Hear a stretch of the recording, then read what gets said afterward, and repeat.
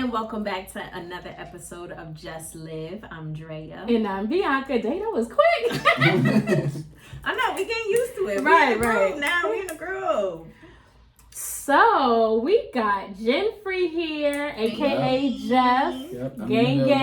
Yep, I'm in the building. Hey, everyone.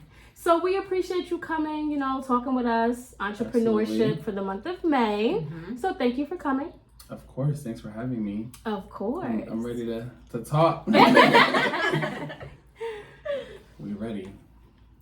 So this is like all things entrepreneurship. Mm-hmm. Like we focus solely on entrepreneurship this month because we always say the year of 2020, like birth entrepreneurs. Like everybody is out here with their hustle Mm-hmm. to get Hustle and bustle. coins, okay? Right. So you're one of our featured guests.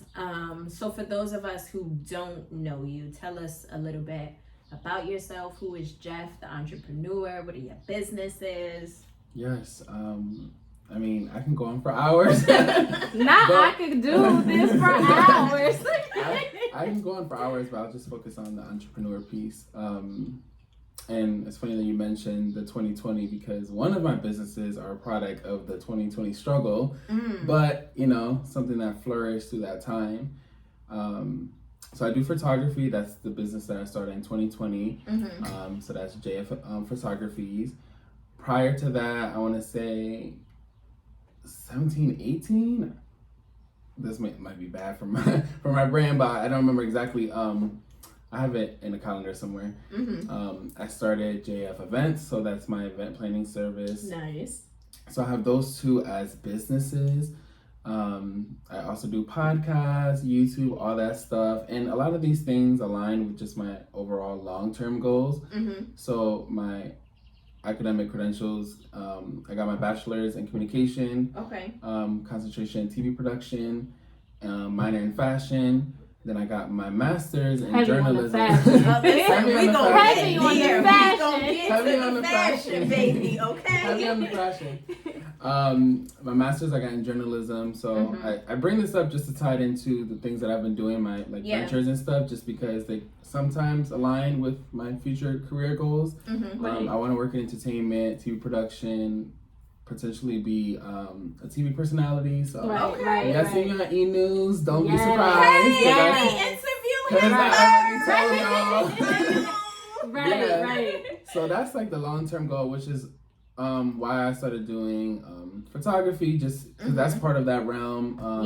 Podcasting, YouTube, events, not really, but that's just something that was fun and I have a niche for, so why not? So I just try to do things that I enjoy, because why not get paid? Right. Why not get paid for the things that you do? Yeah, that's the way it should be. So we always talk about how everybody chasing the coins and stuff, but I think it's more important when you're doing something that you actually like doing and you have a passion for it and you're putting your heart into it, and then the money will come. All that stuff will roll in. That's what makes it better, when you have that heart behind it. And it's so interesting because I've been knowing you for a minute. And I'm like looking at your page and looking at all this stuff. I was watching your videos from your school, when you was doing the news and stuff. I'm like, yo, he does a lot. So how long have y'all known each other? Shoot. Oh, right God. after high school, right? Yeah, I want to say 11, 12, 13, around. I moved into my first apartment 12. I want to say around 11, 12. Yeah, because it was right before then. Right? It was right after high school. Yeah. Right after high school. I'm not trying to put an age on us. Right. Well, that's what I'm saying. Age a minute. But it's been a minute. Yeah, it's been a long time, and it's funny because Dana and I met through family, right? And then she just came family after that. It's just, That's dope. It's levels to the friendship, for sure. Gang, When you first, gang. So when you first started with your track of the entrepreneurship, what drew you to photography? What is it that you like about photography? So I studied photography in high school. That's, amateur. It's just for a credit. but I realized then that I really liked it. Mm-hmm. So I never thought to pursue it on a professional level or even just as a hobby. I didn't have my own camera. Yeah. Until 2020, the pandemic. I was furloughed from my job. So I'm just sitting in my apartment like, what am I about to do with my life? Right. As everybody else was like, we couldn't really do anything. I felt like I could go link up with somebody, or it's just, and even prior, like I had JF events, but that was on pause because of the pandemic. So I didn't even have that outlet. So the photography piece came along, you know, full transparency. I was just bored one day and I was like, you know what, let me go buy a camera, which is crazy because I was furloughed. So I'm like, where the money gonna come from? I thought about this expensive ass camera. But I was like, you know what? I thought about it on a business level. Yeah. It's an investment that I'm gonna make back. Absolutely. And at first I'm like, it's gonna just be for fun, but eventually, because I knew that I had the skills, I was like, I'm sure eventually I will get commission work. My first few weeks and month or two, I was just doing fun stuff, like whoever wasn't scared to come outside. I was like, you want to shoot? Let's just go to like a park or whatever. Yeah. So that was like the fun aspect, but then I started getting better because, you know, I'm not cocky. I'm not going to act like I was the best or I am the best. No, I'm not the best. But as soon as I started getting not a fan base, but like a following, a following, and then people started reaching out like, oh, you do this, you do that, what are your rates? I said, rates? I wasn't even there. So then I wasn't there. About that stuff. I wasn't even there. I was like, this is just for fun during this time, get me like, you know, motivated and up and going. But the race sure as hell came. Right. They came. But yeah, I just like being motivated, like I said before, doing something that you'd like to do instead of just doing something for clout or just to put stuff or for the money. Or for money. So you always got to start with what you like and what you love and what you enjoy and what you can do well, and then go from there. So that was really the basis of photography. With JF Events, I was doing my family parties for God knows how long. I was probably 10 years old doing balloons. I'm seeing baby showers. So I was doing everything. And then at one point, I remember I was in Virginia with my friends. We did a road trip. And I was like, you know what? It's time to do something else. Like, I didn't have anything prior to JF Events. So that was my first baby. So I was like, you know what? I could do this. Came home, and I do all my stuff on my own. I do all my graphics, all of my promo, all of that stuff, that's a whole nother level. We don't get there. It is. Yeah. It absolutely is. That's a whole nother realm. But so I came home, did my logos, did all of my brandings, opened up the social media, like the Instagram page, the Facebook page, and then you have to do a lot of background first. And something about me is I'm not really an announcer. I'm a doer, so I do it, then I put it out. So I'm not like, and I'm not saying this is wrong for any other future entrepreneurs or people that are trying to start something. I just I'm old school, and my grandma's always like, never talk about less announcements, more action. So that's how I was moving. Like, I literally put the page out, and even my friends that were with me in Virginia, because I posted it the next day, I went live the next day after the trip. They was texting me like, when the hell? When the hell are you gonna do this? And you didn't say this once in Virginia. And I was like, again, less announcements, more action. I noticed that about you too. Even when I went to your pet, I'm like, wait, you do what? I just pop out like, boop. Right. That's smart. That's not a bad thing at all. And it's not, and also I want to note, it's not bad to talk to social media. Like, you see people post on their story like, if I did this, would you like, or if I, you know, if I do YouTube, would you watch? That's not wrong. That's not a bad thing. It's fair. But for me, because I have that old school piece and like my grandma in the back of my head, like, don't talk about stuff because people wish ill on you and stuff like that. That's always been, that's how I move every day. Like with everything. That's why I deleted some people on Facebook. But no, that's a real thing. So I'm kind of the same way. I'll give like little hints just because I know there's some people who know about it, and just to kind of keep them updated a little bit. Like, it is, I am working on something, but I think it's a good practice because I mean, truth be told, people do wish ill on you, or it's sad, but it's it is. It's very sad. It really is. So I kind of I feel you completely on that, because I move the same way. And that's definitely a tip, that I can take, and our watchers and listeners can take as well, because that's a fact. Yeah. Like, you just gotta move strategically. You post something and think, "Oh, I'm happy for you," but it really ain't. It's interesting. It's it is interesting. And another, go ahead. Another thing to add to that, which is the reason why I move how I do when it comes to like my ventures and my businesses and stuff, because JF Events was my first thing. So I did light promo, once I got the page up and stuff like that. And you notice how slow your following is. Like, you can post your selfie on your personal page and get 200 likes, and then you post your business on your story, like 5 likes, 1 following, 2 followings a month. So that's true. I told myself this, and I've said this to a lot of like younger people.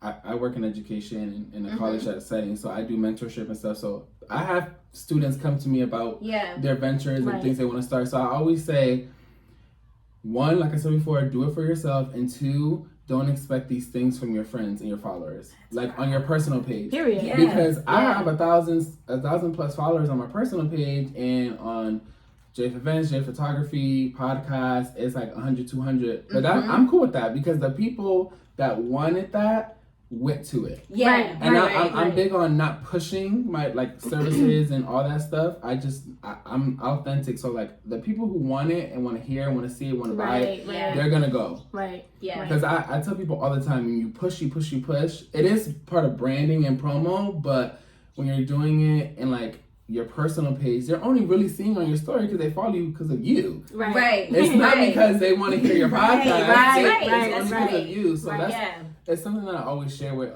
people that are, trying to pursue something. Like, just make sure you're doing it for yourself, and don't be less expectations for disappointments, or less disappointments. Right. I think if you think about it in a sense of, I think that's sometimes what makes people so fearful with jumping into entrepreneurship is you be thinking like, who's going to support me? Is my family going to support? Your biggest consumers are not going to be your friends and your family. Like, truth be told, it's not. Like, you're going to have, like your closest friend. Like, I buy her stuff, she supports me. Yep. There's a whole world of people. Like, it doesn't stop with like your family and friends. It's gonna go completely past that. I remember starting out, first time author, excuse me, and I remember feeling discouraged because I'm like, dang. So I started, promoting and branding and just dropping little things here and there. Oh, I'm gonna support you when you do that, and I'm gonna support you when you do this. So I got discouraged because I'm like, dang, I'm not really. You was gonna support me. You ain't buying no book, right? Or as we were talking about, like the Instagram and the followers, like, dang, why do I got so many followers on my personal page? But the business page is this. Or you can see how many people you done engaged by your post. That's so discouraging. Like 5 people. And then did I miscount? Right, and then you be like, but only 2 people liked it, but it reached 100 accounts. I just be like, interesting. Never match the likes. Right. So I'm saying all of that to say I remember having a conversation with the person who helped me on my journey to becoming an author, and she was just like, your support is going to be strangers. Like, the expectation from family and friends don't have it. And ever since I had that conversation with her, I'm not saying I don't have my moments, but I shifted my whole mindset where I don't even expect a family or a friend to support. Like, I just be like, okay. Yeah. But that's definitely a great tip. Dropping jewels already. Right. So, I know we talked earlier about our age and not wanting to reveal it, but I'm going to kind of have to for the next question. So, guys, we can't even say it. No, sir. So, on a serious note, so you turned 31st. We're going to put that out there. You older than me. Oh, God. So you just going to do me like that. Okay. No, but I do want to back up for a minute. So shout out to you because you took pictures at one of my events. Yep. So shout out to you.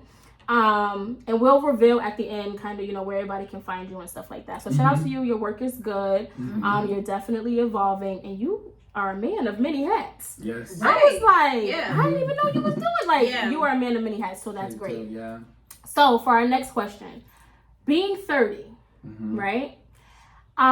So we spoke about this. Was it the first episode? I think this is my favorite question. I can't wait to hear this. I'm scared.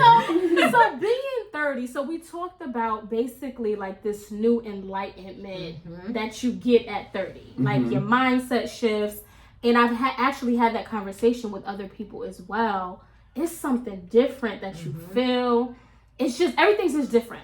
So with you turning 30 and being, you know, an entrepreneur and have things that you're doing and things that you want to do, did that kind of give you a whole new meaning, if that makes sense? Like, to your business, to being an entrepreneur, to your age, like, what did it mean for you at that point?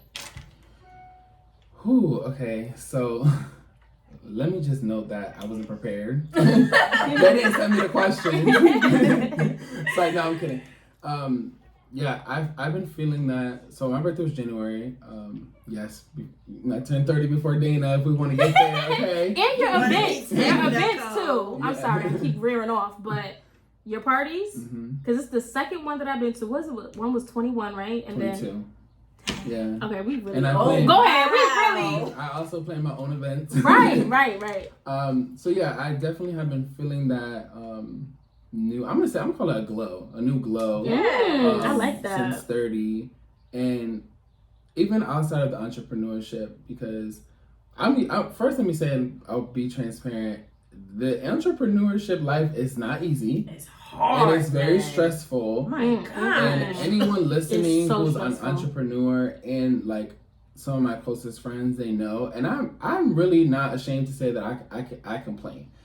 But that's just because I'm a one-person team, especially with like JF events. I don't have a team. So I do the logistics, the planning, the finances, all that stuff. Right. So it gets tiring. That's why often I post like I'm taking a break, which is fair for me. Right. Yeah. I need a break. Yeah. But in this new like glow that I'm experiencing, I don't know. I feel like I am currently on a break with JF Events. Let's just say that. But it's because I feel like I want to dedicate more to my long-term goals. Right. So that's where that glow is coming from. Like, and I think this is common for a lot of people that you always want more. You should never be comfortable in one level. You should want to keep climbing and striving and all of that stuff. Right. And I'm like my hardest critic and just the person who I push myself the most out of anybody in my circle. It's me because it's my life. Right. So now that I'm at 30, and sometimes it's like discouraging, like, dang, I need to do more. And then people are like, you do so much already. Yeah. But I like I said, I always want to go to the next level. And I also didn't start college at the traditional age, so I feel like a setback. But while being in school, I told myself that's not true. Like, everyone has their own journey. Everyone goes through their own time. You don't have to go straight from high school and then graduate at 21, 22. It's fine. It's your story. Right. So now that I'm at 30, I'm like, okay, I'm remembering that. I'm not where I want to be, but it's okay. And this year, it's just like, I want to do more. So I keep telling myself, 2022 is a year of more. So that's, again, the glow. Like, I just want to keep going and going and going until I get everything that I want. I'm a go-getter. I'm a hustler. That you are. I'm a hustler. I literally want it all. Like, I want the world. Right. It's a glow year for me. Listen. It's definitely my glow year. Like, every day, or, you know, as much as I can, try to do something towards my long-term goals. Applying for specific jobs in the field. Like, I have a career job now, working in the college setting, but it's not my long-term. Right. So I can't steer away from the dream. Yeah. So yeah, 2020 is definitely my glow year, my 30. I'm slowly going up. Awesome. So as you're talking, I'm realizing that like you and I have a lot in common. So I had a party planning business. Just like you, I have been doing it for I had to be 10 plus years. Nice. I was doing baby showers and all of it. Yeah, like all of it. And then I'm like, you know what? I feel like make money from this. Like, I like doing it. And then I started it. I did one event. I did a wedding. It was amazing. And then the pandemic hit. And I was like, oh, we not getting no money from that. Little setback. Yeah. But I realized what you were saying, like, it's a lot of work. I was a one-woman team. Yeah. Like, doing the finances, like, you're getting the decorations together. Then you actually decorate the whole thing yourself. Like, you're running the event the day of. It is a lot of back and forth communication with the clients, the customers. Weeks, months. Yeah. It was so tiring. So I completely understand when you say, like, you know, you took a break. I just took a permanent break. I said, we can let this baby go. It was nice. And to each his own. Yeah, that was like my first. To each his own. You did it for a long time. Yeah. And it's like, I wouldn't call it giving up. Like, even for me, I'm not giving up on my business. It's just, I need a break. Yeah. Right. Even if you do, that sounds stupid, but like, put it down, you like put on the back burner, I still don't think it's giving up. It ran its course. Yeah. And even if you want to pick it up next week, and here that's we are, your I got it. business, Yeah. right? And then it may be greater idea. Well, we kind of did that with the podcast, so to speak. We did. But I think it's two different. I think it's two different entities. So like because it wasn't really on purpose. No, it wasn't. I enjoyed doing the party planning thing. It just got like exhausting. Right. It is. So tiring. I wanna pinpoint that because you guys keep talking about it. We don't talk about the burnout much. The burnout. So it's not just from like a 9 to 5. You can get burnt out from your business that you love so much. Yeah. But also, I don't mean to cut you off, but it's because I'm not a full-time entrepreneur. So I have my 9 to 5. Right. Yeah. Still. So you're balancing. So I have to do my businesses plus my extra like podcast. For me, it's not business, so it's extra, and like YouTubing and all that stuff and all the other things. I do graphics, all that stuff. Like that's after my 9 to 5. Right. So the burnout is real because first of all, the job is burning me already. Yeah. And now I have to focus on everything else. And one thing that I don't do, which I see that's common with entrepreneurship, and I don't mean to call people out, but like I see it like hairdressers, they'll be like, so this happened today, and I want y'all to know about, like, I personally wouldn't do that because I don't want my brand to be tainted. So I'm a professional.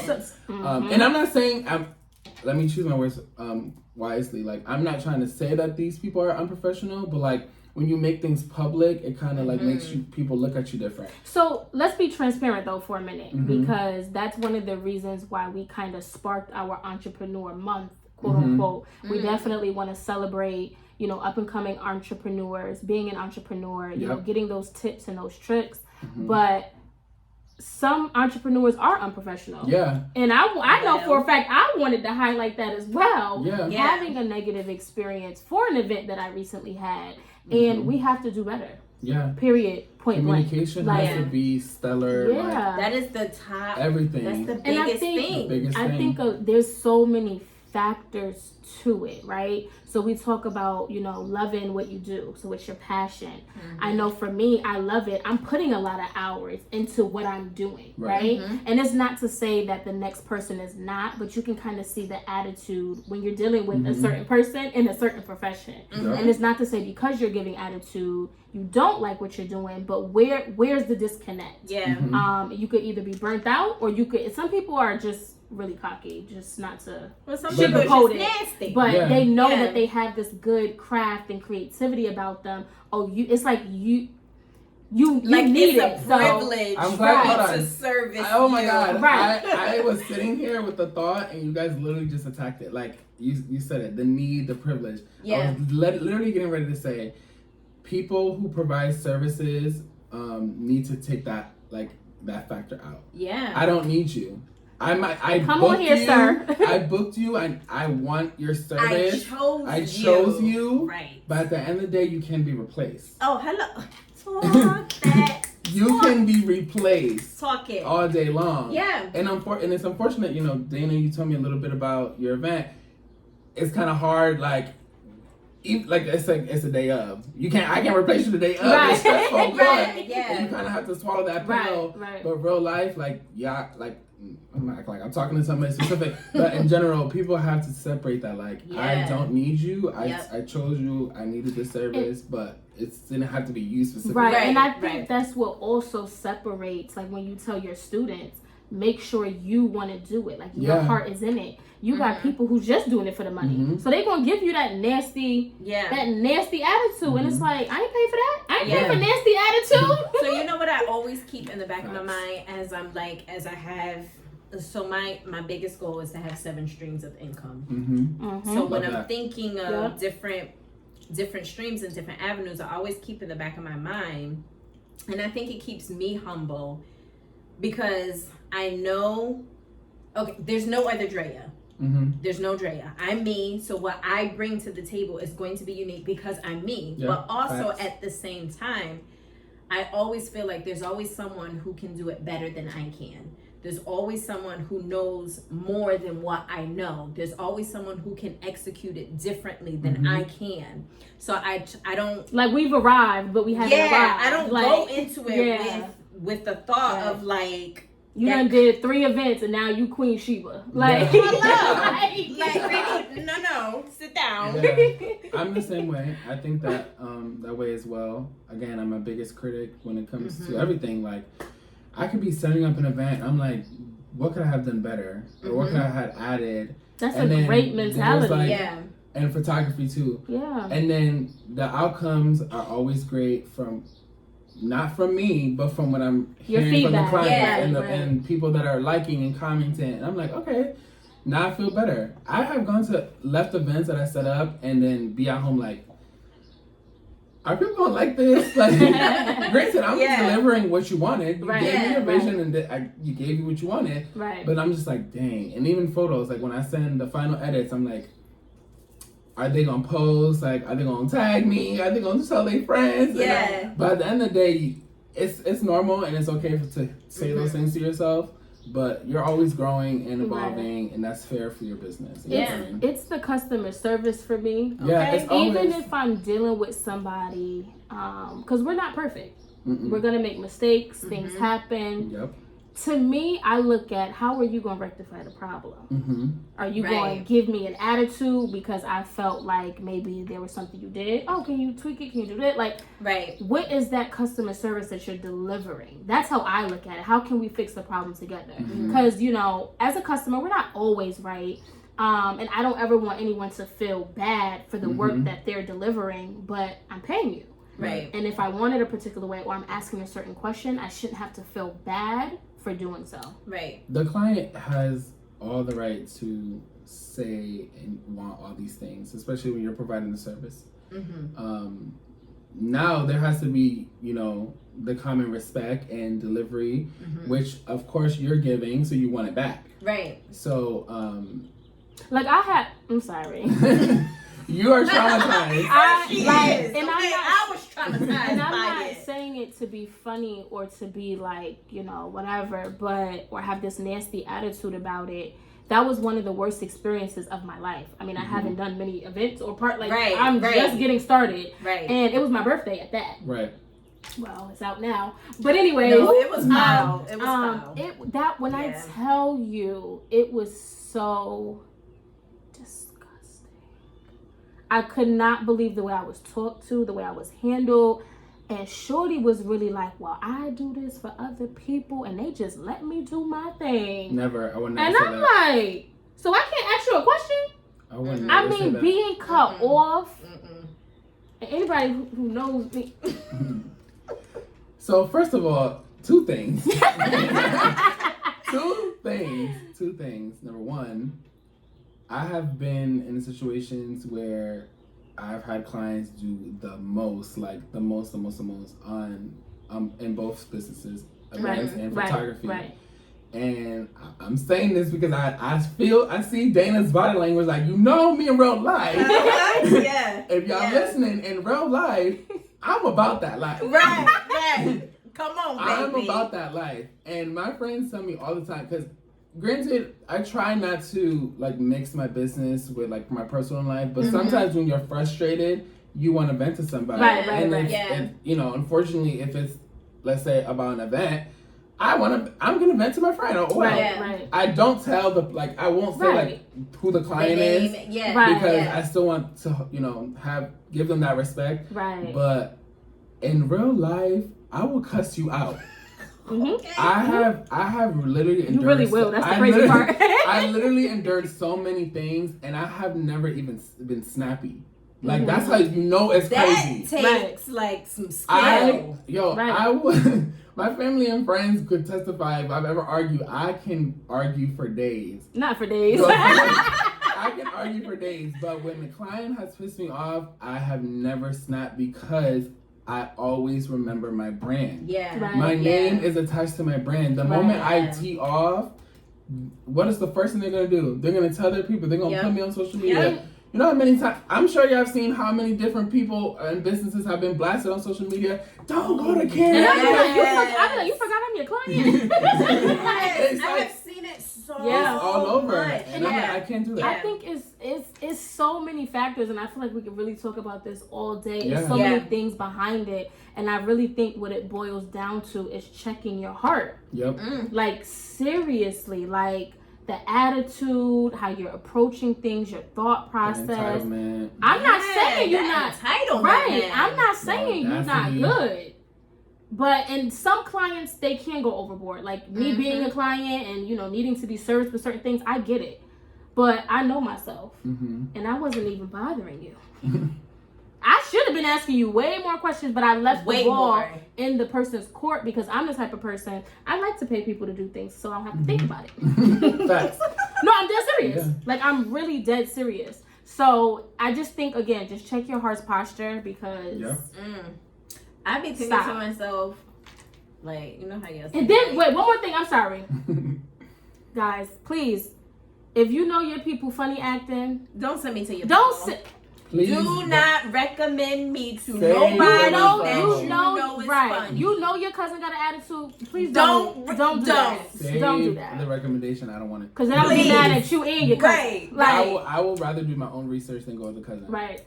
So I learned. Me too. So I definitely have learned my lesson, and it's all learning experiences. It's really all learning experiences. Like, you try to give people a chance. You try to take different avenues. You obviously want to go with what's convenient for you. Right. Stick to what you know.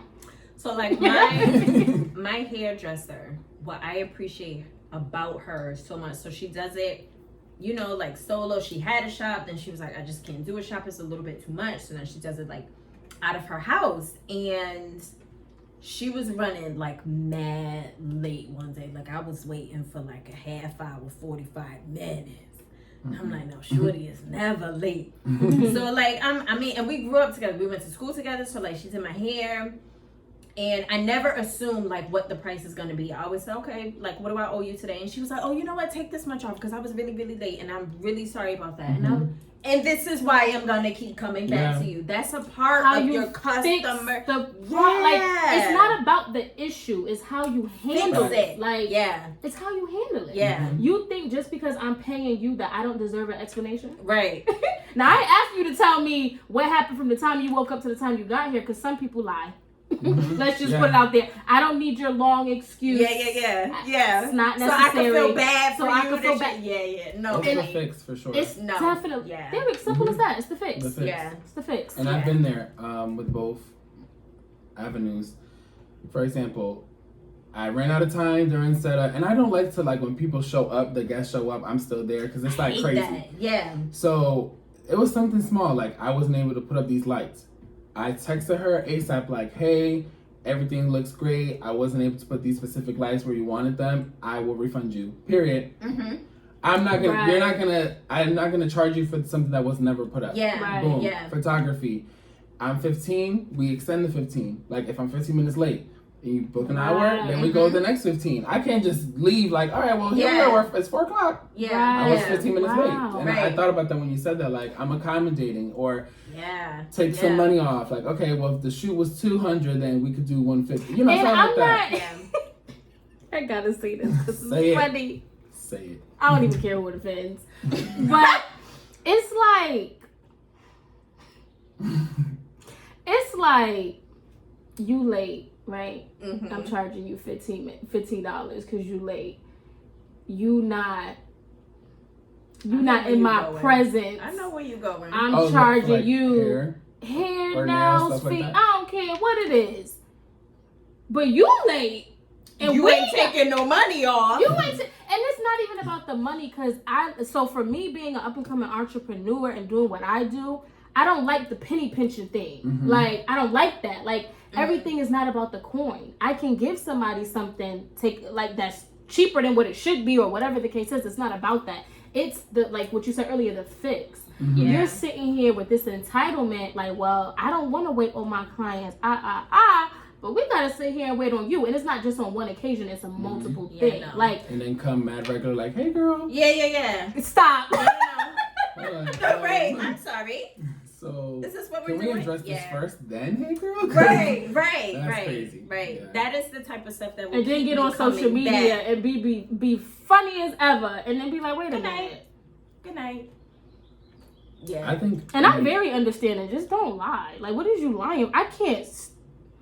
I don't get those type of services, hair and nails and stuff, but like I see that comment. That's like the most common thing. It is, and especially with those two things. Mm-hmm. Just a simple apology. Even if you don't want to knock nothing off, all right, cool. A simple apology would have sufficed. But I think I'm sorry that you had to wait. With beauticians as a whole, I guess if we can put them in a category. Mm-hmm. I think a lot of people, and I'm not trying to attack the group as a whole, but a lot of people are really just doing it for money.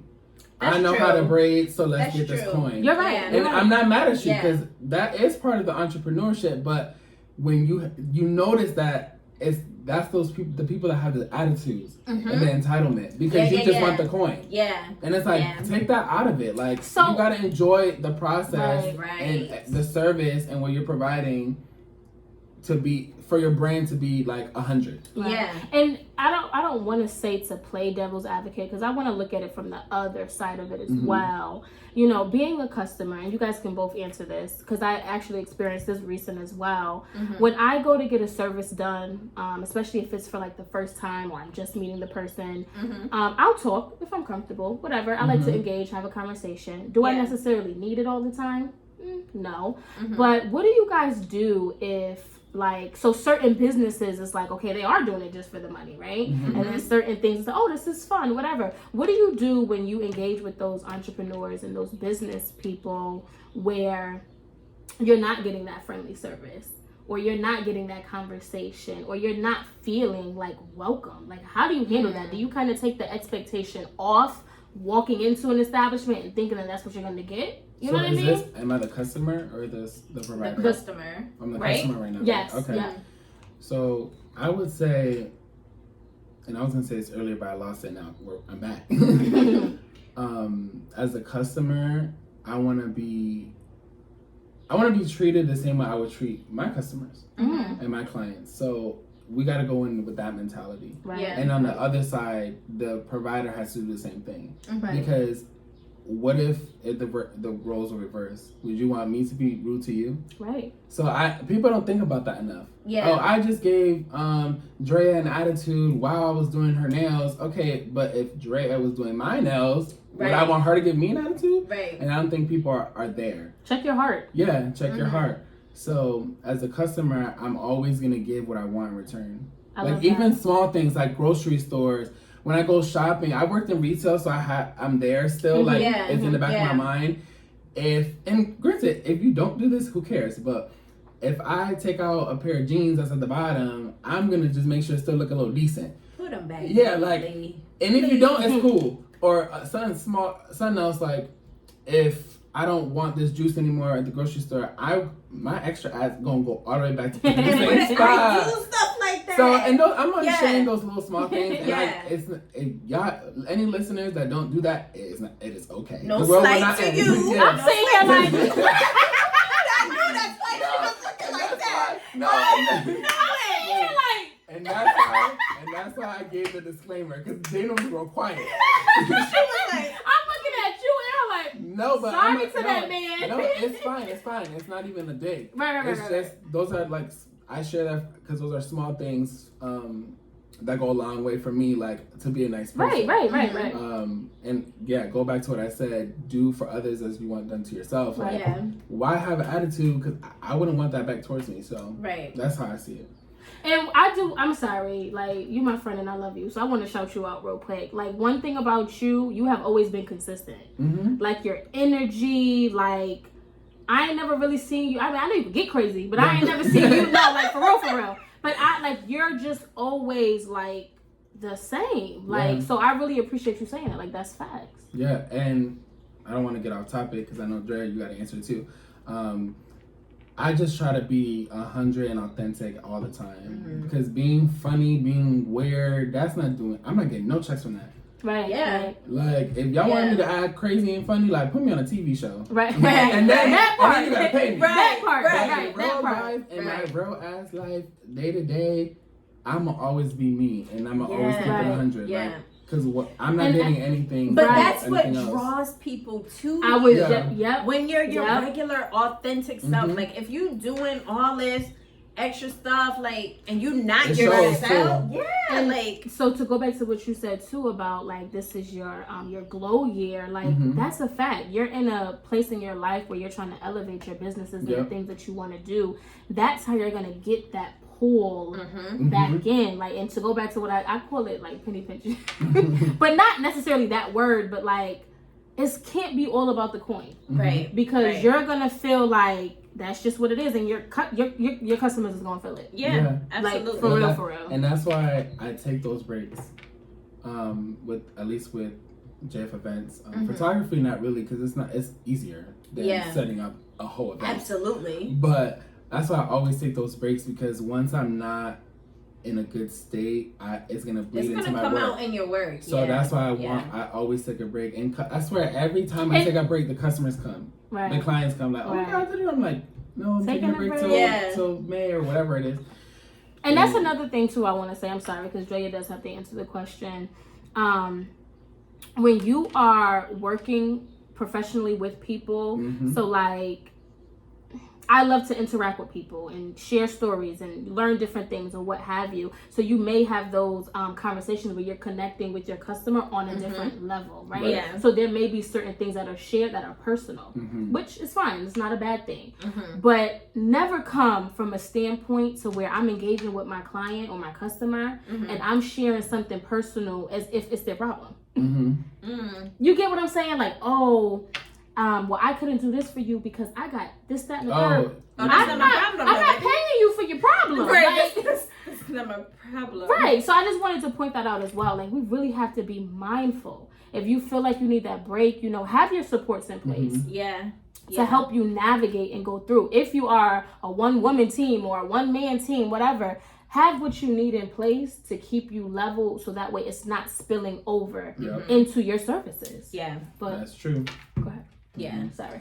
So I think if it's my first time and I'm being serviced and they're not, so I think unfriendly and rude are two different things, right? So if a person, say I'm trying out a new nail tech, which I would never do, been with my girl for forever, but just an example, if I was trying out a new nail tech and she's doing my nails and she's not really a talker, but she's still, thank you, here you go, all right, have a good day. I'm okay with that. Maybe you're just not a talker. That's fair. And maybe one day I'm not in the mood I have a friend who'll be like, I don't want them to talk to me anyway. Like, I just want to sit here. So like a good example. You're so stupid. Okay, going to get a wax. Please don't talk to me. Oh, I talked to my shorty. I don't. First of all, this is uncomfortable anyway. Please don't talk to me. Please don't talk to me. I don't like. I think it's all situational. So but you can feel it. Yeah. Like, if they're giving you an energy, so regardless if they're saying thank you and this, that, and the third, you can feel that energy. Yeah. Like, one thing about, please don't make me feel like you're rushing me. Oh, I don't like that either. You guys want to go? No, I don't like that. Then I gotta start getting sarcastic. Oh, you got somewhere to go? Let me. So that's what I'm saying. I think there's a difference. She is. I think there's a difference between somebody being rude and then somebody just not being talkative, so to speak. I think it's you okay. Can't expect that if they're not a talker, they're not a talker. Yeah, I'm okay. Just don't be rude. And one of the things I always say is, people you better be lucky that I know God and that I choose to follow Jesus Christ. Right. Because if I didn't in real life, sweetie, Yeah. you can get it. Right. Yeah. Not heavy on it, you could get it. Like, heavy on it. Right. Simple. Right. But yeah. Yeah, for sure. So this is something I've been waiting to get to. This fashion piece. Okay. Oh God. When I say shorty is fly, shorty not today. Listen, I'm making a disclosure. Period. Point blank. This is the flyest dude I know. When I say fly, period. Listen, I tell you all the time. I put you in my stories sometimes. Okay, that's how fly you be. Listen, we was at her party. You was minding your business. Rico Suave out here. Standing, like, looking at him. I said, yo, look at Jeff. I said, yo, look at the shoes. I'm like, yo, flies. Stop okay? So when did you start to get into kind of like the fashion realm or realize that, like, okay, I got a little thing for fashion? So, two things or two parts of starting. I was always fortunate to like be able to get what I needed. Like my grandma raised me, so she worked to provide, and she was like, whatever you want is there. I guess you can say I was spoiled. We'll be honest. Okay. So it kind of started there. Yeah. And then once I got to, I want to say like junior, senior year of high school, I started to hit the next level where I stopped being as wanty, like, and spoiled, and I'm like, okay, now I want to dress for myself. Where in high school, middle school, I remember it was trendy. Like, I gotta have the latest Jordans and all what that everybody stuff. else had. Right. I had that shift where like, now I gotta dress for me. I'm gonna dress however I want. Yeah. Then after that, in college, I studied fashion. My minor was in costume and fashion, so I learned how to sew. But the reason why I went that route with also the TV route is because at some point I want to have a line, a fashion line. Nice. I haven't started it or done any work towards it because I want to be established in my first career to then have that. Yeah. Right. And it makes sense for the realm and journey I'm going towards, like the connections I will build. Right. Working when you moving to Hollywood. Yeah. I'm behind, okay? Okay. I'm behind on my schedule. And it's but fine. no, fashion is like that. Fashion in the entertainment industry, that is like the biggest link to like. So I watch a show, Styling Hollywood. I haven't watched that. Oh my gosh! It's like current. It's not well. It's on Netflix, and I think it's only one season on there though. But it gives you this view. So it's Jason Bolden, and it gives you this view of like what he actually does, how much work goes into it. But it is like, you could tell he loves doing it. He knows what he's doing. Like, that is like the biggest link to kind of making connections with people. Because if you're somebody like, you call her Dana, but I call her Bianca. I can't get hip on it. I was just off and you my family too, so you can't call me Bianca. I know. Right. This like sidebar to this whole thing. I was just telling one of my friends. I was like, I hear Bianca all the time, but I still can't because I know you as Dana. Yeah. But I also know you as Bianca. Right. Yeah. Because I've been around the family and all your close friends, and I'm like. One day I'm like, damn, let me try it. And I'm like, nah, I can't. I can't. I'm like, I can't. When we got the name and we was like, real talk with D&B, they thought the D was Dana. No, the B is me. The D is Drea. Yeah. So if you're somebody like Bianca who you rather just pay somebody to get it done, you know how many people is like that? Yeah. All these celebrities are like, no, you figure out the dress. This is what I want. I'm gonna pay you to do it. Like that is like. And some people like to be very hands-on. Yeah. So I'm all about working with somebody that could really make the vision come to life. And that's fair. Like so. you see people who have brands and they're designers, like local people in Connecticut. There's so many. I've worked with so many local designers through fashion shows. You know, dating my fashion shows. I produced, directed shows while I was in undergrad and college. So I know so many local designers. I don't want to go.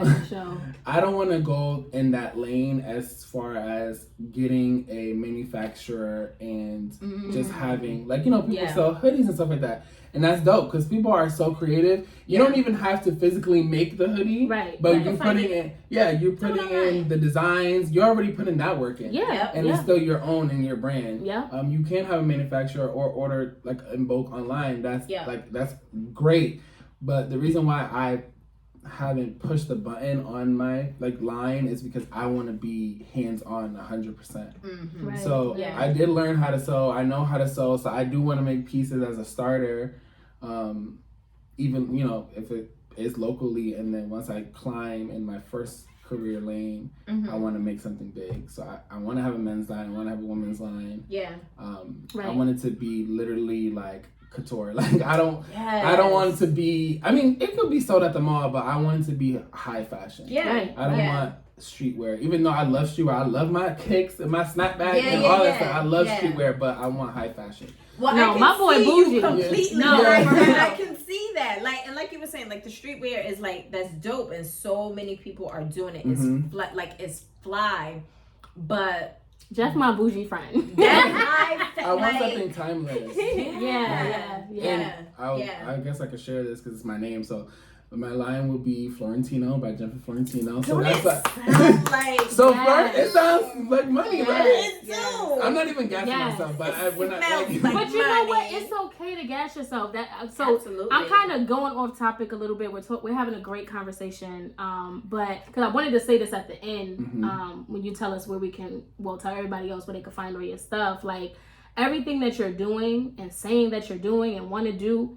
It's you. Like I don't do any foo like random stuff. It's literally like just me. Right. And even as people are listening to you and they kind of can see like your personality and like who you are.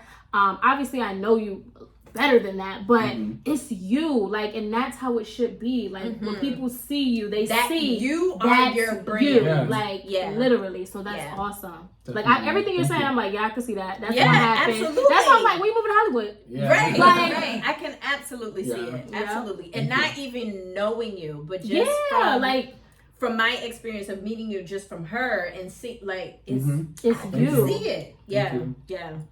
So when you're ready, just I will be a model, honey. Okay. Right. And I like that you say that because I've always been the person to put people on or network in home base. Like I will call you, boom, and we find Andrea. Right. Here we get Paul. Because I need her in this dress. Right. I'm flying out Dana because she's gonna help me out with this. Like I always think that way, and I know I have people in my corner that are the same because a lot of my like commission work through photography and events comes through referrals.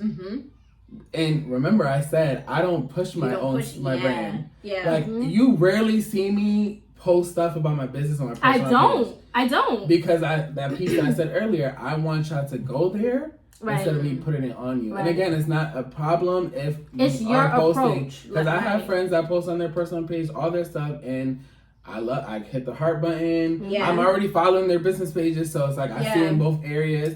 But me, I'm like, if you want it, you'll find it. Right. So I just recently had for kind of a venture that I'm starting. Hopefully, I'll be kind of putting it out there next week. Not hopefully. You will. I know. I mean, so like you said, you and I have a lot in common. I am like my biggest critic, so I want to make sure it's like exactly the way that I want it before I put it out to the public.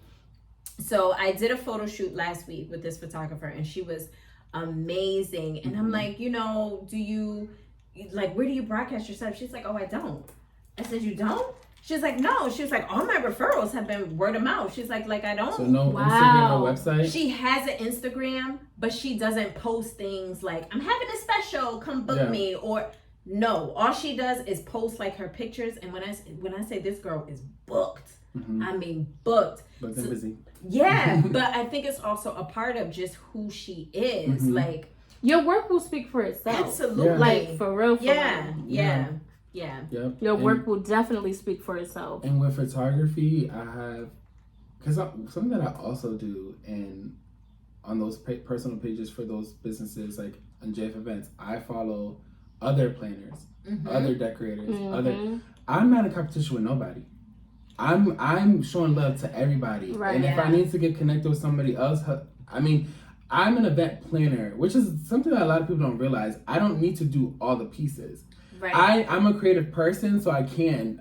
Like, I used to do balloons, but I stopped because you really can't do everything. Work. Yeah. So, and you can connect with other people to do stuff. You can get vendors. I have vendors. So, like, if I need the balloon tech, boom. If I have my baker, boom. This person, boom. A lot of clients don't realize that. They think I'm supposed to do it all. And I'm like, not really. I can't do it all. And I have, so part of my master's program, not kind of off topic, but not really.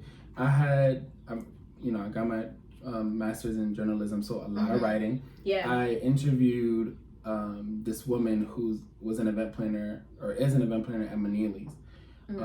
Great, I forgot her name, Sandy? I had my junior prom there. Wow. Yeah, same. Wow. Shout out to Manili's. So I interviewed her, and I didn't ask any of these questions because I interviewed her for school purposes, not event purposes. Right, yeah. But then in the end, I was like, sidebar, literally I turned off the recorder and I was like, I have an event planning business myself. Technically it's not her business, she's the event planner for the establishment. I learned from her, like, you really are just person taken down if you really want to think about it as the event planner. But because I'm a one-person team, I do the setup, I do the breakdown, do the decor, all that stuff. The event planner as a description helps you plan. Right. And I can refer you, and it's always mind-boggling when clients are like, oh, so you don't do that? I don't have to find you. I don't have to book your the cake person and everything else. Right. But I learned through my experience is it makes it easier if I do the vending because how spaced some people are. Like, and it's not a dig at people that I work with, because I've had so much beautiful conversations and experiences with previous clients. But even so, so you're not gonna get the DJ, huh? Like, they do. Oh, so they do. You're not gonna set up the chairs at this. I'm like, listen, if you want me to do something specific, you have to say it. Right. And that's part of the console and the sit down. Yeah. So it's. I get it. Clients, it's just right. Yeah, it can be a lot. It's a lot. Right. Definitely. And I love what you said. About putting people on and different things of that nature, and we've talked about this before too. Like, we ain't the only person doing something. Yeah. Right. Like, it don't belong to you. Right. That industry does not belong to you. Your name belongs to you.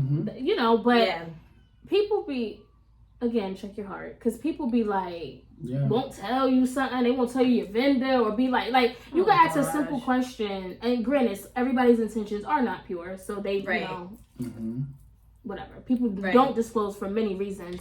But come on now, what you think, I'm gonna take your spot or something? Like you said, nobody's in competition. You know what I mean? So, and I'll always shout out, like, if I ask a question or somebody helps me with something, I don't have a problem shouting at the person that helped me on the journey. Or somebody else recently came to me about something. I said, oh, this is the person I use here. Like, it ain't that deep. Yeah, we don't gotta be greedy. It's not that deep. Right. Because like Drea was saying earlier, not Andrea, but she's Drea. She got her own style. She's her, your own spin to it, whatever. Like, it's not gonna be the same. Right. You know what I mean? Facts. So people just... And even with photography, you know how many photographers are in Connecticut?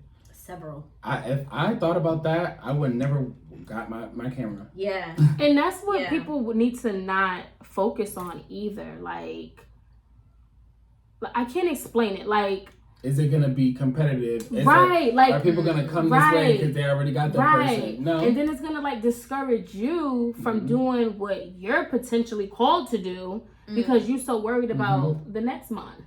Like, I've had family book other event planners. You think I care? No. And I was at the event.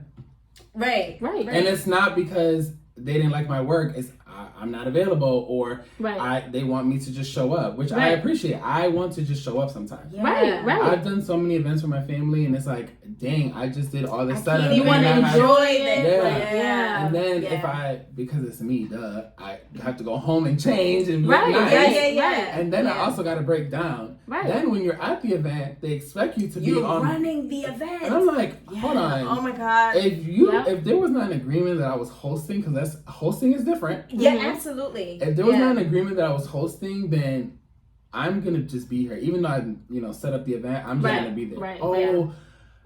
The backdrop, no. Remember, it's still your event. Right. JF event is tied to it when I post the outcome on my page. But in real life, when we here, it's you. Yeah. This is your wedding. This is your son's birthday party. This is right. Of course, I still do it because I can't be crazy. But not me being a host too. I'm the host. But people have that expectation. Like I've literally lived it. This is why I said we just gonna let that. Let me just, go, I guess, mind my business because if I pay you, I want you to do it all on those sides. I want to share a story real quick before we go to the next question or the next topic. I had a client, and this talks to my patience that Jenfrey Florentino in real life doesn't have. But JF, whatever is at the end, it has for professionalism. So I have this client, and I won't give too much information for the sake of my brand. And basically, I was lenient. So the way that my payment is set up is you can pay in full, but I never expect that because it could be 15 to plus out I don't got that right away, so I know my clients ain't gonna have that right away.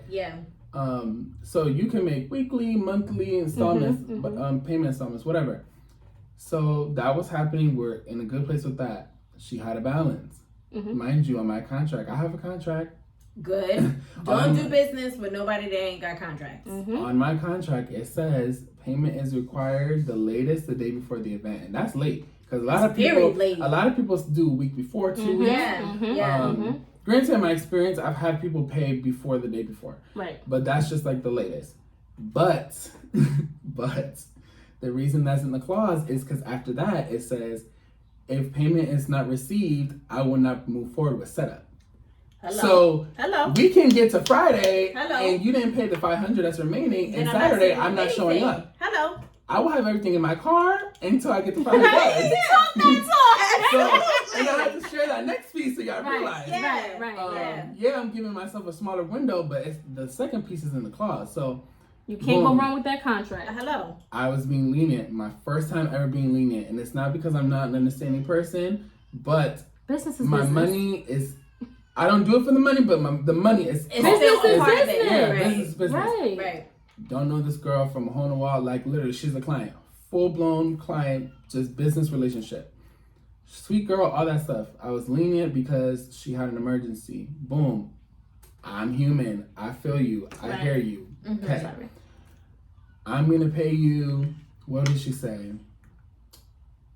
The next Friday. My heart is like, okay. After the event? My heart is like, understand, but my bank account was like, you're crazy. So I gave her that. Transparency. I gave her that. And next Friday came, as anyone would do, you're going to check, right? Yeah. Because I heard nothing. Mind you, I went about my work day. I went about everything. Right. It was in my head, but I wasn't going to clock, even though I have the right to do that. Absolutely. Nothing. Yeah. Could you believe that I hadn't heard anything for days and days and days? So are we at 2 weeks now? Another week goes by. Oh, so we had 2 weeks. And another third.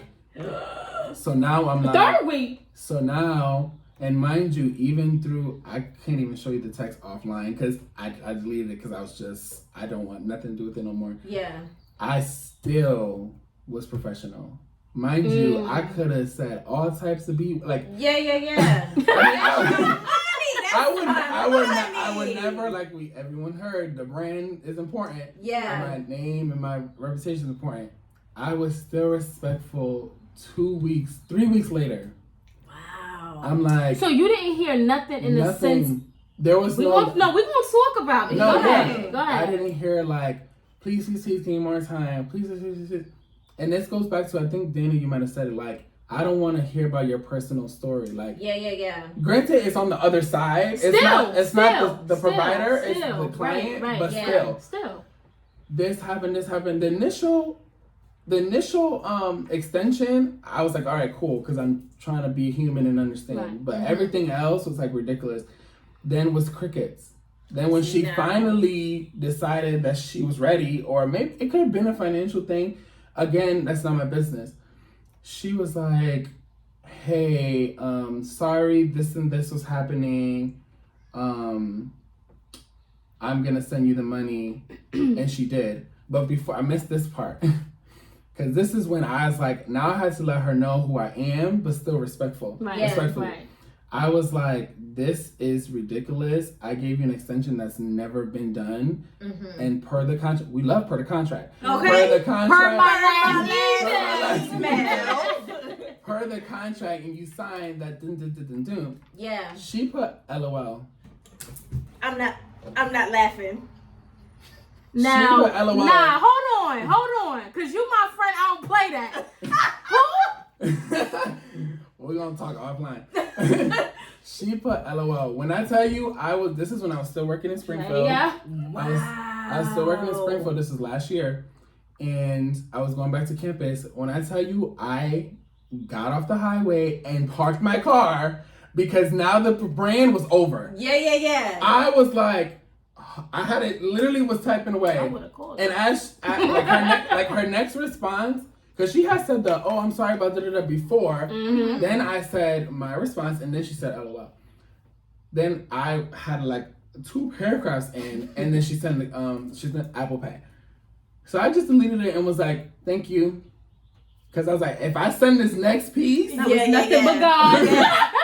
God saved your life, baby. Okay. I pulled over and I called my friend, one of my best friends, Ashley. I said, Ashley, I am about to cuss this girl out. Ashley probably wanted to ring and her then she neck. was like, and do it. And I was like, I'm about to cuss her out. Right. And did. Right. If she didn't send the Apple Pay, Apple Pay. If she didn't send the Apple Pay in those next minutes, I was gonna rip her apart. Like, you was gonna rip her a new one. 3 weeks, y'all. 3 weeks. All right, can I after I've already done your event? Mind you, no way. She done posted the event, said how beautiful it was. I obviously went to break down and gather all the stuff that was mine, like rental stuff. Yeah. She's like, thank you so much. I'm like, the interactions were pleasant. That's why I was shocked that we were there. Like.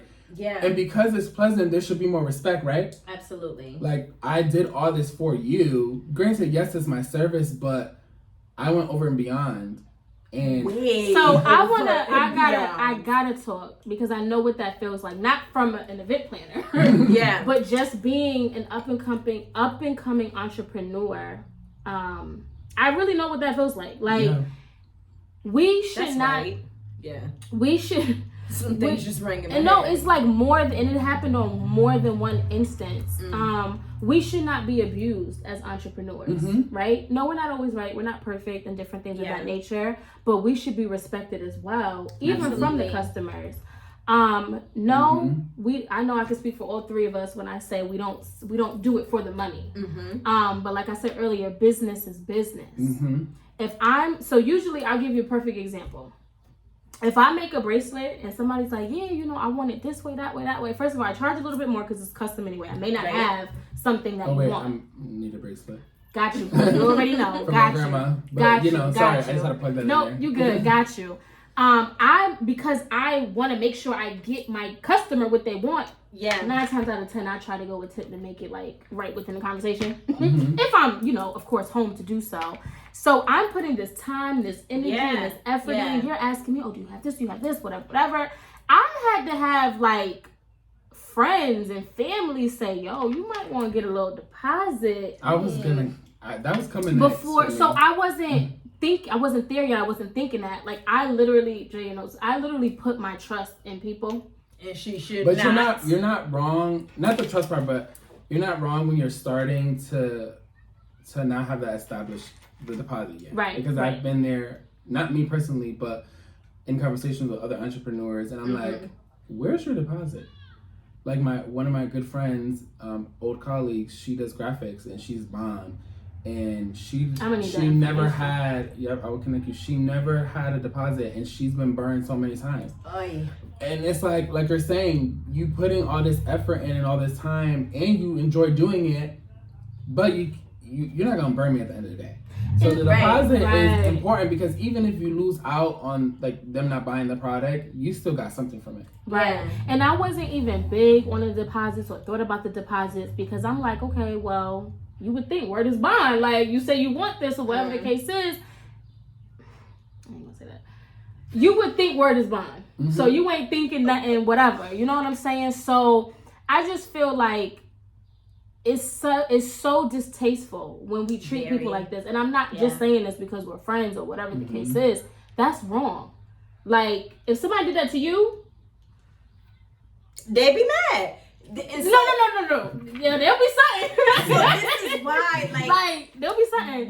When you're an entrepreneur, like, it makes you develop like this tough, thick skin, and you have to. So you still have to be pleasant and friendly and professional, but at the same time, don't play with me. So that's the part. Right. So I'm gonna take that tip from you as an up and coming entrepreneur, to not react off of emotion, and to still be professional. And I'm taking this from you too, remembering the brand, my name. Because I'm the same way with like family and friends. Like, for example, they abuse you the most. I'm sorry, but they abuse it the most. I'm telling you, they abuse it the most. I do have a family discount. Not your family, but I'm just saying. I do have a family discount for JF events, Love your which family. is fair. But the professionalism is there even with family. Right. Like my best friend Ashley, I did her shower, and all the chains and the length and the communication that I do with anyone, I did with her. Right. It was formal. Right. She got the contract, she got an invoice, she gets payment, confirmation emails, all that stuff. I was like, I'm not cutting corners. My cousins too. Right. I've done almost all of my cousins' kids' events, and they get the same stuff. Right. You gotta be consistent and keep that professionalism. It's hard, Dana. No, it is. It is hard. That's something that I was told to do as well.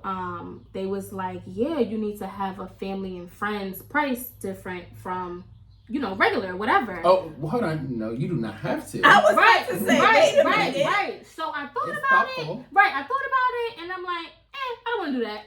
No, because guess what? Because you're losing. Right, and it's like, why can't you value me as you value the next person? Right, just because I'm related to you or because we're friends? Right, like why can't you value me as how you would spend your money anywhere else? Are you going to ask the next person for a discount? Right. And so to go back to what you were saying, and I really want to pinpoint that, and I apologize for you experiencing that, because you're not even like... No, that's why. I don't have crazy friends. Like, y'all be chill. And not say I'm not, but y'all not like rowdy, and y'all really like are. And I'm talking to both of y'all, obviously, because I know y'all. But to get something that the person don't deserve, like you didn't deserve that. And how I look at it, communication is key. I talk about that all the time. And I don't play about that. I don't care if something happened that day and your car broke down, and you knew you were supposed to give me some money that day. Hey, my car. Don't tell me in the moment what's going on. Yeah. Don't drag it. Yeah. Because that doesn't make the person feel good. Like, I shouldn't have to chase you down for something that you're supposed to get. Right. Why do we have to play that type of game? Right. When you go order off Gucci and Louis Vuitton and all that other stuff. They're not sending you anything until you hit confirm payment. With the credit card right there. Hello. So. You get what I'm saying? So it's just like, I have so much to say about it. But I'm just so all over the place. I'm going to drop it, but... I'm still in awe. I haven't talked about it till today, since last year, around the event time. And I still can't believe it, like, wow. You don't forget to pay nothing else. And you tried it's like people really... And I'm at a place, and I'm just being transparent for everybody. I'm really at a place where I feel like people take my kindness for weakness. And I kind of always knew that, but now it's starting to bother me more. I guess as I'm becoming like an up-and-coming entrepreneur, you notice things more, you see things, you try to give people a break. Because like you said, you're human. So, you have a heart and you're trying to just maneuver and make everybody happy and comfortable. But at the end of the day, we also have to realize business is business. Yeah. So if I give you this contract, or if you like, and I'm not saying this to be funny, if you order a bracelet from me and I didn't have the greatest experience from you, or whatever you order, it could be my book, whatever you order from me and I didn't have the greatest experience, the next time you come swinging by my way, it's going to be that deposit. Or it's going to be that full payment, or just don't get nothing. And I'm not saying that in a cocky way, like I'm being for real. You know what I'm saying? Like, we have to still enforce those things and do that. You know what I'm saying? Yeah. Like, I know me, and I know that I'm providing good customer service. Right. Now, if you know you being funny, you know, whatever. But when you know yourself and you know what you have to bring to the table and different things of that nature, don't let nobody play with you. Right. Like, people literally play with you. People play with you. And they think, oh, cause she nice, or oh, cause she my sister, oh, cause she my cousin. What? No, business is business. Business is business. And don't talk crazy. What you mean, LOL? Like, I don't even understand. You good. You good. It would make more sense. And that's nothing light. That's an event. Like, I'm just like, LOL. So now I'm a joke. Right. Like, what's funny? Yeah. What's what funny? Is funny, literally. I'm actually, when we finish this episode, I'm gonna go to my emails. I have emails, but the texts were a little bit more like direct. Right.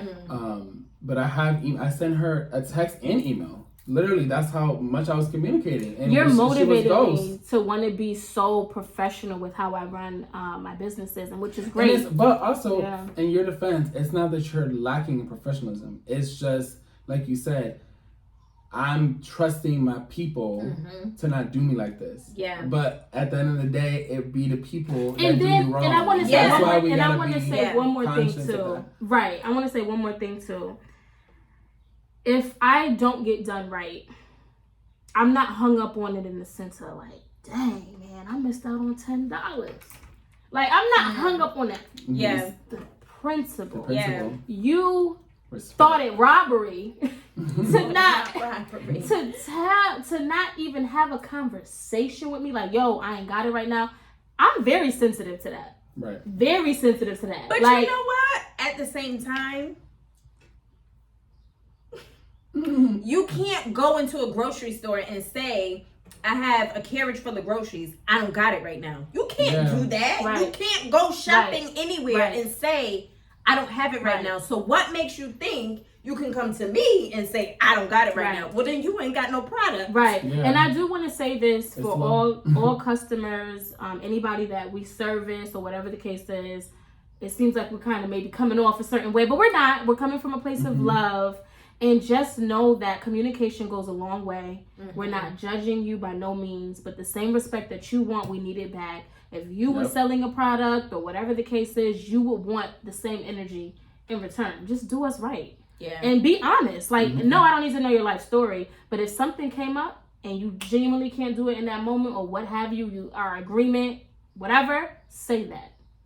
Period. Facts. And I want to also share that where my mentality on all of this and the communication and all that stuff did not come with my entrepreneurship. I was already like that. Yeah. I was already like that. That's the person you are. I'm going to be respectful. I'm going to communicate efficiently with a provider or someone that's doing something or making something for me, like, because that's just respect in real life. Right. Like, people are nasty for no reason, and it's like, Jesus, who raised you? Like, right. Yeah. Right. So, we're going to move on to Talk That Talk. Okay. Talk that talk. So, we do this at the end. Yep. So, we doing Talk That Talk. So, he's like, I'm waiting. No, so usually Talk That Talk is like something that we really just want to highlight. Right. And girl was trying to explain it and I got stuck. I'm like, we're going to Talk That Talk. And here go Jeff. Okay. Oh, that's why you was looking at me like. No. Drea be having my back. She be picking up. She be picking up for me. I am so patient. it is like something we want to highlight in the conversation, or something that we noticed about you, something that we seen on like your pages or something. So I think the biggest real talk, thing, like facts, So the biggest thing that stuck out to us was you said never give up on your dream. And that flows right into entrepreneurship because it is so hard It's hard, hard, but it's worth it. So what like pushes you to make sure that you never give up on any of your dreams? Because you got layers. No, for real. I have layers. So let me just go back a little bit. Before that became like my life motto, I guess, if you want to say. Yeah. So when I started college, like I said before, I didn't start right away. I had some breaks in whatever life. Yeah. Life. And I went to a community college first, Manchester Community College, and I had an experience with an advisor who was very discouraging. She literally was like, oh, maybe you should go apply to another school, or this, that, and the third. And I got into the school that I wanted, Eastern. Boom. I wish I remember her name, because I want to send her email. Right. 2 degrees later. Right. Yeah. Right. So once I transitioned to my 4-year experience at Eastern, that quote had been on my whiteboard since my transfer year there. Wow. So it was I was there for 3 years at Eastern. Every single every time I moved, I had the same whiteboard, and it was always right there. Then I had on my graduation cap. And the reason why that is stuck with me since 2015 is because I do so much, and I have so many ideas and goals and stuff like that, and I'm I don't want to discourage myself and give up on something, be short. I want to do everything. So that's why I say never give up on your dreams, because if you want to do it. Yeah. And like I said, I got discouraged, even though it was about education, but and I still did it. And I proved that person wrong. Yeah. And I proved myself wrong, because I was never a school person. High school, what? My grades and my attitude and all that was crazy in high school. But the fact that I was able to get 2 degrees out of my experience as an adult and through education, that says a lot. I didn't give up there. Right. I haven't given up on my entrepreneurship. I haven't given up on my long-term goals. It's been harder to obtain, but I'm not giving up. Right. That's why I always joke and say, you're going to see my emails, but you are. Right. Talk. Yeah. Talk. And I want to say, too, never give up on the dream, living your dreams. As an entrepreneur, you going to feel like you want to give up. Yeah. Honey. Oh, no. There's going to be a point in time. There are going to be lots of times in the obstacles that you have to overcome, but keep that in the back of your head. Right. Because for us, it's been a common trend at this table that we do things because we love it. Right. Or even if it's just a small interest, at some point we grow into, loving the craft and the what we do.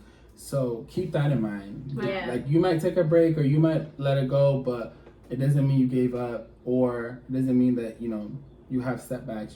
You at some point, just keep going. Even if you turn it into something else, you could turn it into something different. Yeah. Because you have that experience doing this, and now you're doing that. It's just still pushing. I think it's all about your mindset. It's all about the support that you have along the way. Me being the age that I am, and having the mentality that I have now, and going through the things that I have gone through. So I had a feeling this week of wanting to give up. For real. And then I'm dang, but I can't. And it's not I have no choice. I mean, I do have a choice. I do. But I don't. I don't have a choice but to keep pressing forward. Yeah. Period. Yep. So when you get a goal in mind, when you have something and I love what you said too. Proved her wrong, first of all, because excuse you, right? Not being an educator and being discouraging like that, but okay, crazy. But proving her wrong, proving them wrong, and proving yourself wrong, because there are a lot of things that we think we can't do or can't accomplish, and we've talked about this before, and I always say this, but I never thought I was a creative person. I make bracelets. I design stuff. I put stuff together. That's creativity. That's art. So pushing past what you think you can't do, or being discouraged because you see somebody else on it, that doesn't mean you can't do it. You're going to have your own spin to it. You're going to have your own lane with it. Right. But do it anyway. Keep going for just live. Just live. Hashtag just live, Listen. But it's also the company you keep too, because that's a big one. You can get discouraged by people who don't see your potential, or and I always say I don't need hype people, but sometimes some people do. If Drea told us that next month she wants to do this, and me and Dana is like, that's enough. You're gonna be like, actually, maybe I shouldn't. Yeah, or dang, my friends not gonna support me, so it's a dub. That's it's something so small. Like the company you keep is so important, and it's interesting for me because I really do not care who supports me. Talk. Yes.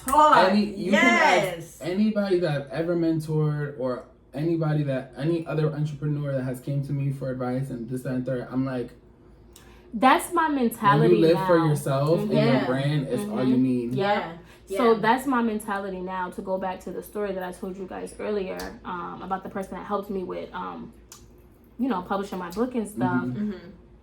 I don't care. So it is helpful to have people that you do expect to support you. Yes, of course, it's helpful. It's a great feeling. But do I necessarily want it or need it? No. And I don't say that to be funny or to say I don't need my family and friends, whatever. Right. No, it's appreciated and I welcome it. Right. And you welcome it. Right. But if you don't come this way, I'm so like cool. I love to connect with strangers, or I've had least expected people support me and reach out and say something and this, I'm proud of what you do, whatever. And it's not coming from the people that you expected to come from. And that, when I tell you, that warms my heart even more.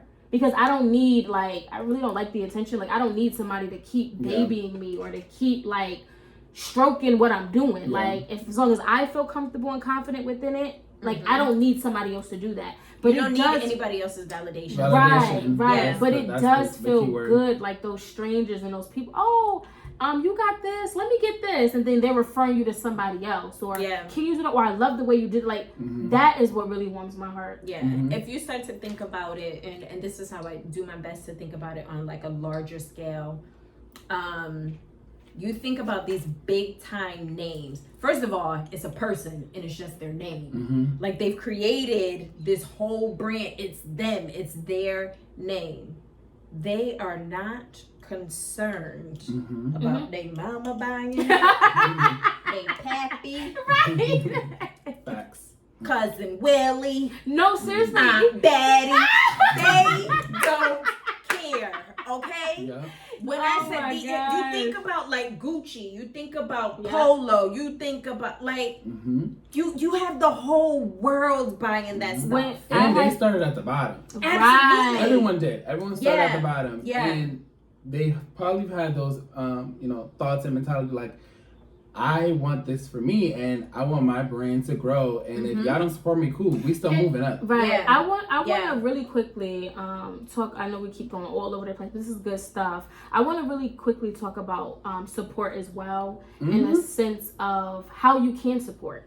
And I don't say that to be funny. So I've had people, purchase my book that I knew. I had people purchase my book. Well, still that I knew, but maybe I'm not close with them or whatever. And they'll say, or I went to high school with them, whatever. And they'll say yo, I read this and it's helping me so far. I'm getting from this. And then you'll have people who purchased it and didn't read it. And no disrespect if you didn't. It's perfectly fine. But don't buy something because you feel like you have to, quote unquote. Yeah. I love the support from liking something. Yeah. You can like it. You can share it. You don't gotta, and I'm not saying it to be funny, comment. You don't have to buy. You can literally say, oh, I love what you're doing, and that's support. You do not have to buy my product. Right. I'm not joking. I'm dead serious. I don't care if we're best friend. You don't have to buy it. If you just, I can see that you support me in some way, or you share, whatever. That's support too. And people think they gotta purchase it to support you. No, you don't. Right. That's a good point. You can give a referral to some. You can refer me to someone or whatever. I think I'm saying it wrong. You can send somebody my way. And that's a way of support as well. Yeah. Facts. Everything we're doing is not everybody's cup of tea. Right. And that's how we're big on social media, especially me. I love Instagram. Instagram is my thing. If Instagram went away, I would be stressed. I love Instagram too. I love it. That's why I don't have other than JF events, I don't have a Facebook for nothing else, any of my ventures. So everything's strictly Instagram. But I have an experience where a friend, maybe former friend, I don't know. Things get crazy. So a friend who has, to this day, 0 of my accounts followed. Oh, wow. 0. And now, mind you, I have an Instagram page for Unfiltered Podcast. Everything. For JF Events, for JF Photography. And even my YouTube is obviously YouTube. Yeah. Has not followed anything. And I only bring that up because you're saying support, how to support. Yeah. Just even following.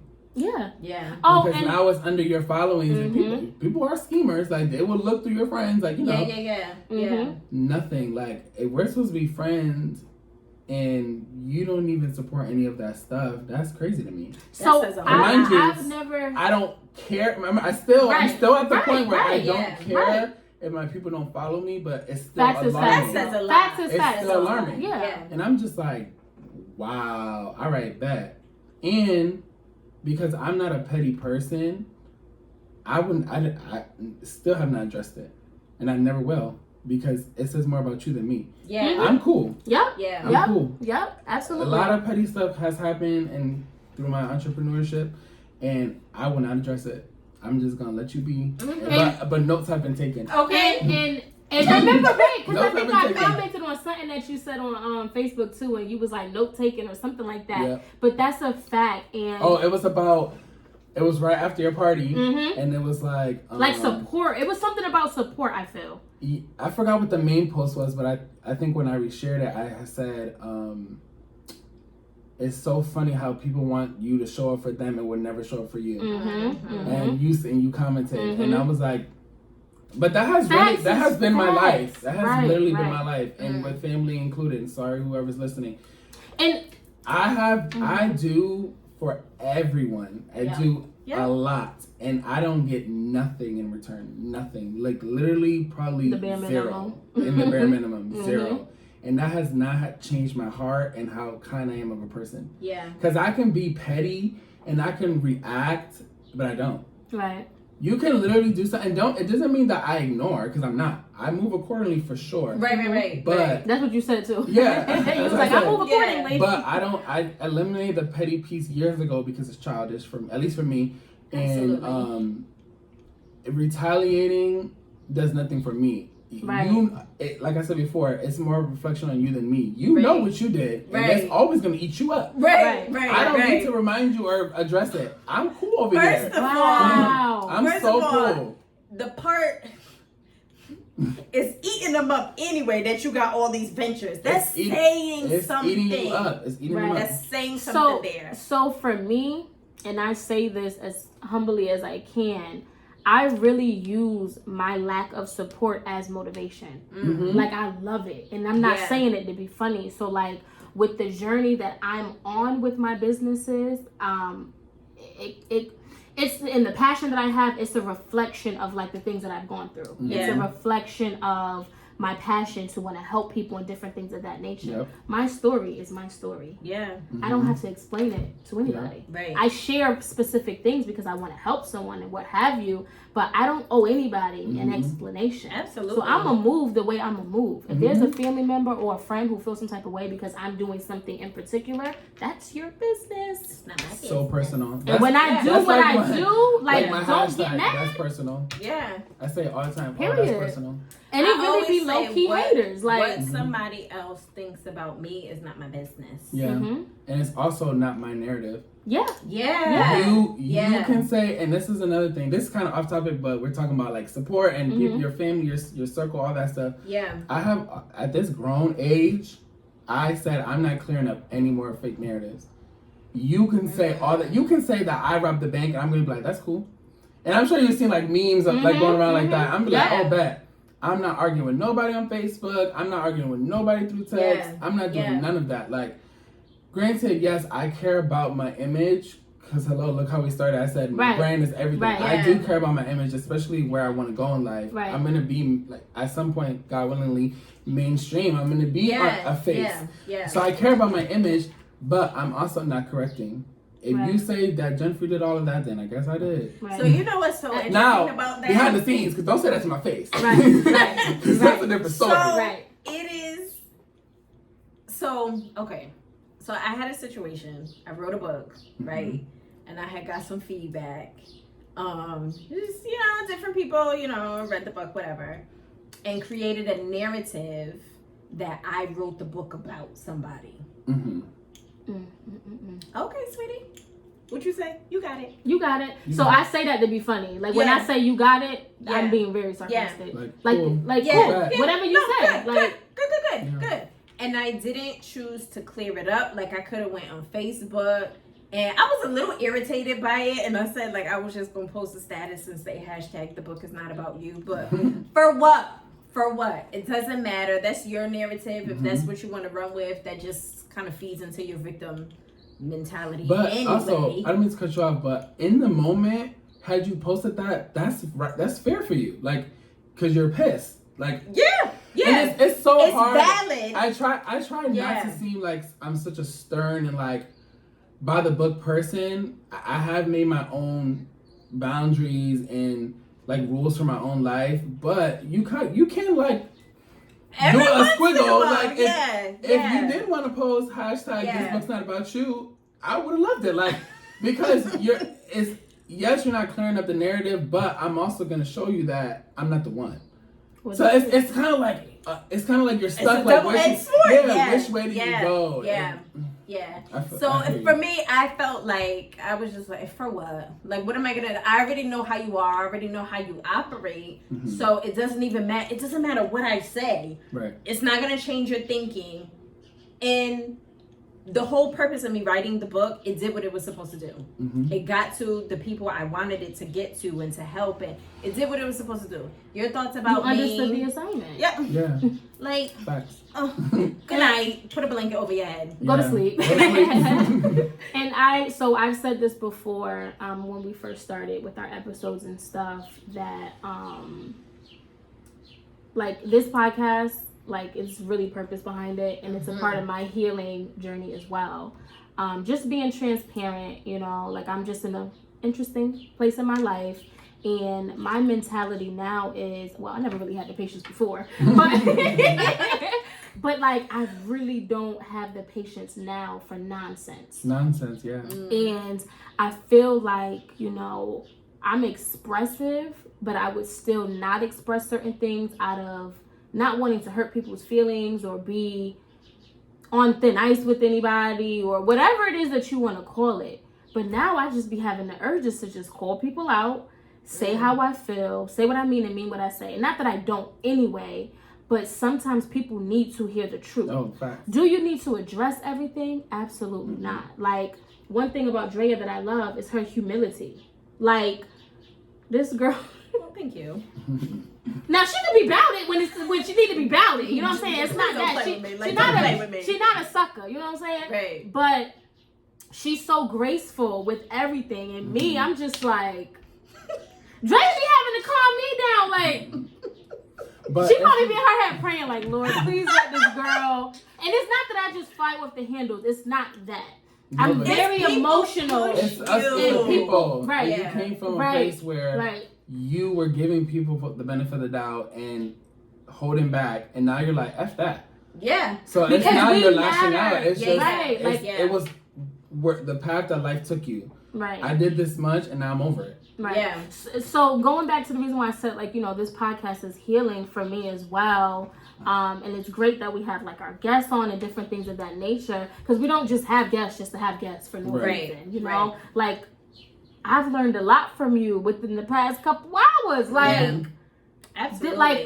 There's things that I'm really gonna take and try my best to move forward with in a good light, your perspective, and I love it, how things will happen, and then your work will speak for itself. So you don't always have to respond to something, or you don't always have to whatever. But one thing about me, I'm not gonna do it in a cocky way, or I don't even have the desire to be like that anyway. But my work and what I do and my goals and my passion is gonna speak for itself. Absolutely. So whether you're supporting me or whatever the case is, whether you are or not, I'm still gonna move accordingly. Period. Point blank. You're not about to stop my show, right? And what I have going on, because I can't take on another person's insecurity. Hello. Or, you know what I mean? So. And it's because we are, as a collective, are doing things because we love it. Again, Right. It's like full circle. Absolutely. It's a thin line. And we may have to do another episode too. It's like, it's a thin line between, you know, business, respect, boundaries. Yeah. All that stuff. The gray area that the clients be liking to make. Hello. They be all up in the gray area. Yes. No, for real. Yeah. But this has been an amazing conversation. Like, we appreciate your insight. I have learned so much about you. Like, I still think you is like the flies made walking. No, and no, seriously, that's going to forever be the title. No, for real. Like, first of all, hashtag next time I come back, I need the outfit to be right.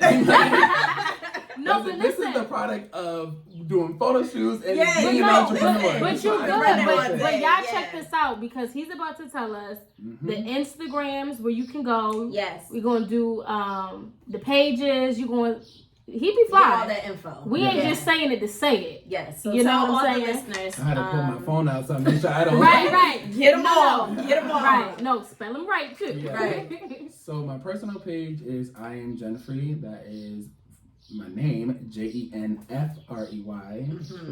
Please don't forget the second E, because everybody does, and not Jen Fry. I am Jenfrey.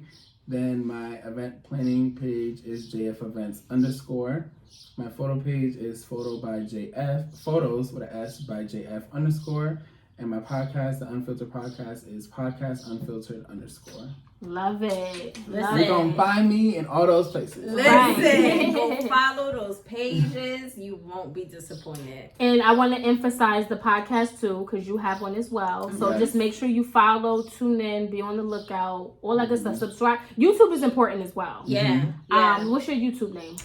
Oh, I forgot about my YouTube. I don't have my podcast on my YouTube, but my YouTube is Jenfrey TV. I forgot about my YouTube. I love it. I'm so excited for you and everything that you have coming up, everything that you've done. Like, I'm super proud of you. Everything fits you so well. It does. Thank you. For sure. I'm so honored to have been chosen. Yeah. The chosen one.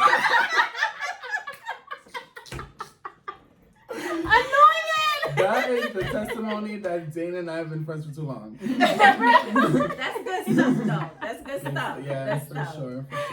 So we thank you guys for listening to another episode, and we will catch y'all. How many more entrepreneur? I think we have 2 more. One more. One more. One more. Yes, one more for the entrepreneur. Yeah. For the month of entrepreneurs. Hopefully we'll slide in another one for y'all. And we're hoping that you guys have listened to this entire podcast. Yes. Please subscribe to us on YouTube. Yes. We need some subscribers. Yes. Just Live Podcast. So we'll see y'all next episode. Bye. Bye.